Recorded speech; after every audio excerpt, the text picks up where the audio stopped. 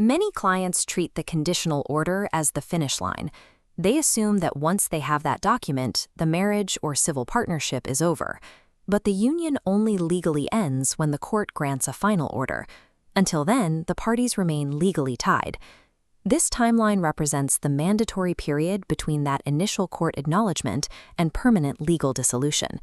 The court enforces a specific cooling-off period before this final stage can be reached. The requirements for navigating this gap change based on whether the application is sole or joint. Failing to follow this statutory timeline can delay dissolution, complicating the legal status of both parties. This diagram shows the absolute minimum wait time required before a practitioner can apply for a final order: 6 weeks and 1 day. The math here is precise. An application submitted at exactly 6 weeks is premature. The process must be initiated from the start of the following day. Filing during this initial period is known as an ain-time application. This standard application window lasts for exactly 12 months from the date the conditional order was granted.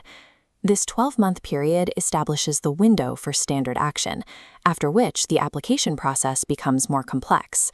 On the joint application path, the court expects both parties to cooperate to move the case to its conclusion. If one partner submits their request but the other fails to respond to the paperwork, the entire joint process stalls. To prevent one party from blocking the process, the digital court system triggers a 14-day timer. If the timer hits 0 without a response from the second party, the first applicant can choose to switch to a sole application.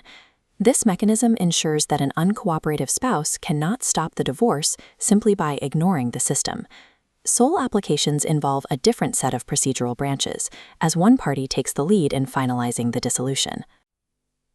To protect the other party, Section 10 of the Matrimonial Causes Act 1973 provides a specific defense for the respondent. Under Section 10, the respondent can block the final order if they can show the court that the divorce would result in unreasonable financial hardship. The court will not finalize the order until it is satisfied that the financial arrangements are fair.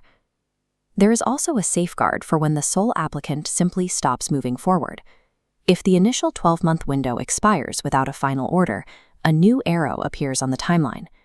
3 months after the applicant's window closes, the respondent gains the legal right to take control and apply for the final order themselves. These rules ensure that respondents are protected from both financial prejudice and the risk of being left in legal limbo by an inactive applicant. Let's test these timelines. Consider this scenario. If the joint application stalls on April 15th, what is the earliest date the process can be salvaged?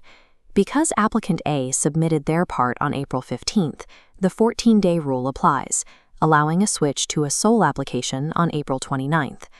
Once the cooling-off period ends and any financial objections are resolved, the court officially pronounces the final order. This pronouncement is the specific moment the marriage or civil partnership is legally dissolved. This summary maps the essential procedural triggers we have examined, from minimum wait times to respondent fail-safes.